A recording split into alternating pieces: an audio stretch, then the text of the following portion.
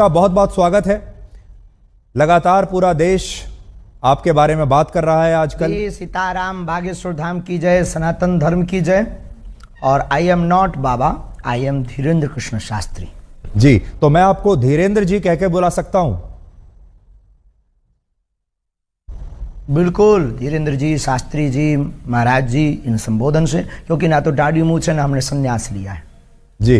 हाँ, नहीं वैसे लोग कहते हैं कि आप बहुत हैंडसम लगते हैं और आपकी उम्र भी सिर्फ 26 साल है। तो मैं शुरुआत यहीं से कर लेता हूं।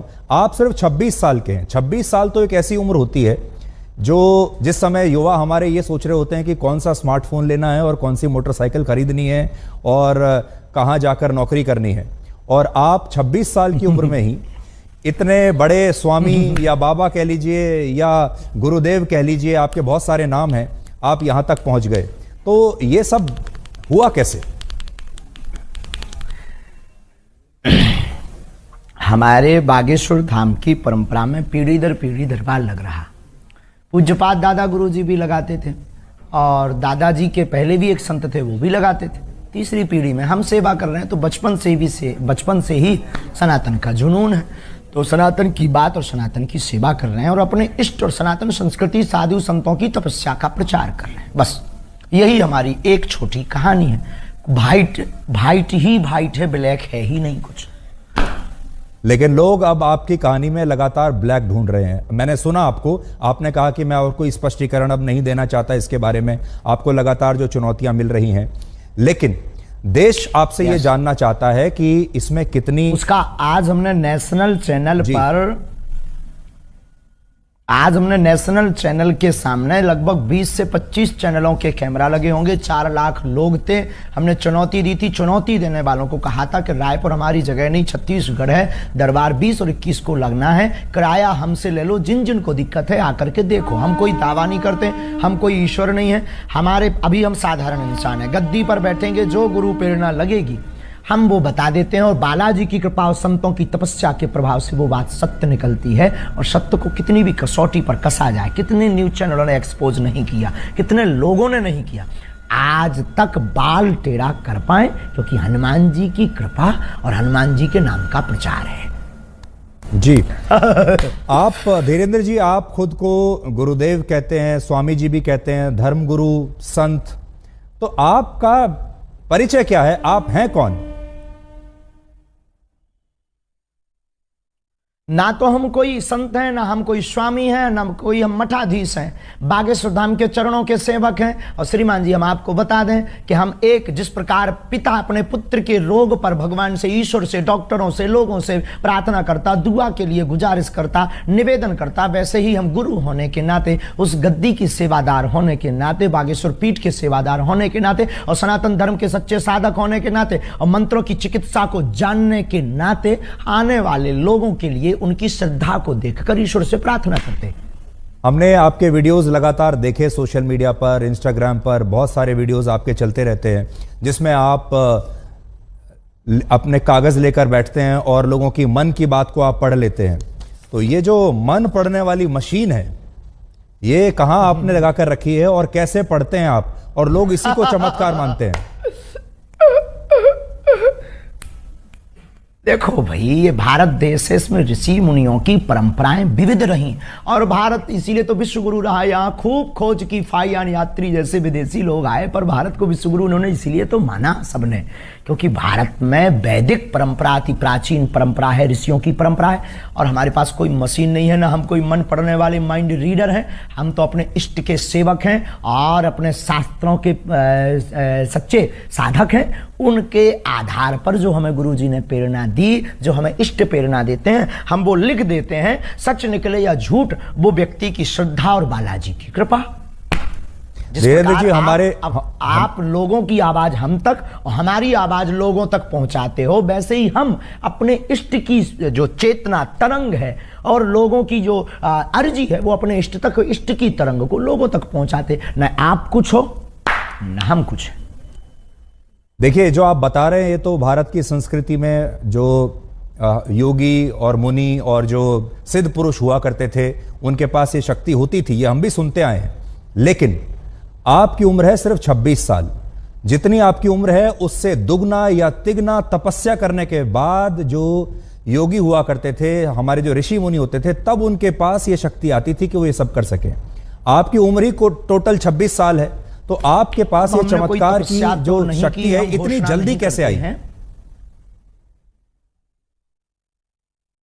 बहुत अच्छा प्रश्न है, बहुत बहुत धन्यवाद, अच्छा प्रश्न। ये आपसे किसी ने पूछा नहीं होगा? तपस्वी तो नहीं है, ये घोषणा तो नहीं करते, लेकिन आज भी दिन रात, हाँ बहुत। अरे आपकी योग्यता का क्या कहना, आई प्राउड ऑफ यू। हमको आप पर बहुत गर्व है, आपकी लैंग्वेज से और आपके स्पष्ट प्रश्नों से। तो देखो, बाकी लोग तो वही घिसे पिटे क्वेश्चन करते हैं, आप ये जो बीच की नई चीजें ले आई, बहुत गदगद कर गई हमको। तपस्वी हम नहीं हैं, लेकिन दिन रात तपस्या में ही गुजर रहा। 9-10 साल की अवस्था से ही हमने बालाजी की सेवा की। जब बच्चे खेलना सीखते थे तब से हमने हनुमान चालीसा का पाठ, और गुरु ने जो विधान बताया वो मीडिया पर बताने का विषय नहीं है, वो अनुभव का विषय है। कभी आप आइएगा तो उसको हम आपको बताएंगे कि हमने क्या क्या अपने जीवन में मुश्किलों को सहा, कितना हनुमान चालीसा का पाठ किया, रातों भर हनुमान जी के चरणों में बैठकर रोए हैं, रातों भर हवन किया है। उसका ही ये परिणाम है जो आज सनातन संस्कृति का झंडा जगह जगह गाड़ा जा रहा है। और जो भोले भाले लोगों को धर्मांतरण कर रहे थे छोटी छोटी ट्रिक दिखाकर, ऐसे मिशनरियों के मुंह पर तमाचा। भारत के इतिहास में नेशनल चैनलों के सामने कोई पादरी नहीं आया, कोई अन्य धर्मों के लोग नहीं आए, पर बागेश्वर धाम ने चैलेंज देकर के ललकार कर गद्दी पर ठोक कर झंडा गाड़ा है आज रायपुर के दरबार में। अच्छा, आप तो इतना लोगों के मन की बात जान लेते हैं, अंतर्यामी आप हैं। इस समय करोड़ों दर्शक आपको देख रहे होंगे, क्या आप इस समय कोई हमें चमत्कार दिखा सकते हैं? लाइव भी अंतर्यामी नहीं है, और हम कोई भी अंतर्यामी नहीं है। ऐसा कोई जो है अंतर्यामी होने का आज तक हमने दावा नहीं किया। अंतर्यामी सिर्फ परमात्मा है, हम तो उनके सेवक हैं। और हम कोई जादूगर नहीं है कि कोई भी बोले कि आप डमरू बजा दो तो हम चमत्कार दिखा दें। हम अपने इष्ट से प्रार्थना करने वाले एक याचक हैं। तो हमारे सामने तो जब वो आएगा उसकी श्रद्धा दिखेगी, हम प्रार्थना करेंगे, वो सनातनी बनेगा, हम प्रार्थना करेंगे, हमारे बालाजी उस पर कृपा कर देंगे। लॉजिक सीधा सा है, फंडा सीधा सा है। और जादूगर मैजिशियन थोड़ी है कि डमरू बजाए, हाँ भाई आ जाओ खेल देख लो। अब देखो, प्यासा कुआं के पास जाता है, कुआं प्यासे के पास नहीं जाता है। जी वीरेंद्र जी, मैंने देखा आपके वीडियोस में, हम किसी को बुलाते भी नहीं है, बिल्कुल की श्रद्धा अच्छा आ जाए तो ठीक। आप ये बताइए, मान लीजिए अगर कोई और धर्म का व्यक्ति आपके पास आए, कोई इस्लाम को मानने वाला आए, कोई ईसाई धर्म को मानने वाला अगर आपके दरबार में आए और आपसे मदद मांगे, तो आप सिर्फ सनातनियों के लिए ही मदद करते हैं, या अगर कोई इस्लाम को मानने वाला भी आपके पास आ जाए तो आप उसके लिए भी आपके जो इष्ट देव हैं उनकी भी मदद करेंगे? बिल्कुल, मानव होने के नाते हमसे तो बहुत मुसलमान भाई भी जुड़े हैं, और बहुत क्रिश्चियन वाले लोग भी हमारे पास आते हैं, अन्य पंथों के लोग भी हमारे पास हजारों की तादाद में आते हैं। हम गिनती गिनवा देंगे कई दरबारों में। आप हमारे वो खोजिएगा, वो बताइए क्या बोलते हैं अपना नेट का, यूट्यूब खोजिएगा, यूट्यूब पर आपको लंबी लिस्ट मिलेगी। उसमें कहीं ना कहीं मुसलमान भाई का विचार उद्भाव और वो जो माइक पे बोलते हैं वो बाइट मिल जाएगी आपको, हम आपको भिजवा देंगे, आप अपनी टीवी पर दिखवा देना लोगों को। अच्छा, ये बताइए कि जब लोग आपके पास आते हैं, मैंने देखा तो ऐसा लगता है कि आप उनके अंदर बताते हैं कि इनके अंदर कोई प्रेत है, कोई भूत है, फिर वो छटपटाने लगते हैं, अजीब तरीके की आवाजें निकालने लगते हैं, कई बार वो बेहोश हो जाते हैं, एक अजीब सा दृश्य देखने को मिलता है। अभी मैं आपको तस्वीर भी अपने दर्शकों को भी मैं दिखा रहा हूं निकालकर, अगर हमारे पास वो तस्वीरें, बहुत देखिए अभी हम तस्वीर दिखा रहे हैं, लोग जो हैं वो देखिए झूम रहे हैं, कई लोग तड़प रहे हैं, अपने ही आपको एक मार रहे हैं, वाइब्रेशन हो रहा है जी। तो ये इस समय लोगों को क्या हो जाता है, ये क्या होता है? नकारात्मक और सकारात्मक ऊर्जा की लड़ाई है। हम कुछ नहीं, हम पे तो कोई प्रेत चढ़ा नहीं है। लोगों के ऊपर जो नकारात्मक ऊर्जा आती है वो जैसे ही बागेश्वर बालाजी के सामने पहुंचती है, या हनुमान चालीसा की जो चौपाई है, भूत पिशाच निकट नहीं आवे, महावीर जब नाम सुनावे। तो अगर 500 साल पहले लिखा हुआ हनुमान चालीसा गलत है तो भूत प्रेत नहीं है। और अगर आप हनुमान चालीसा को गलत मानते हो तो फिर हमें आपसे बात करने की कोई ज़रूरत नहीं है। और अगर हनुमान चालीसा को मानते हो तो उसमें ये चौपाई भी है, और ये चौपाई भी है तो ये बात सत्य भी है। अब कोई शक्कर को चीनी कहे, कोई शुगर कहे, कोई खाड़ कहे, कोई मिठाई कहे, शक्कर शक्कर है, नाम कुछ भी संबोधित कर दो तो कोई नेगेटिव एनर्जी, कोई पॉजिटिव एनर्जी बोल देता है। नकारात्मक ऊर्जा सकारात्मक ऊर्जा की लड़ाई ही ये हम देहाती लोग हैं तो प्रेत बाधा बोल देते हैं।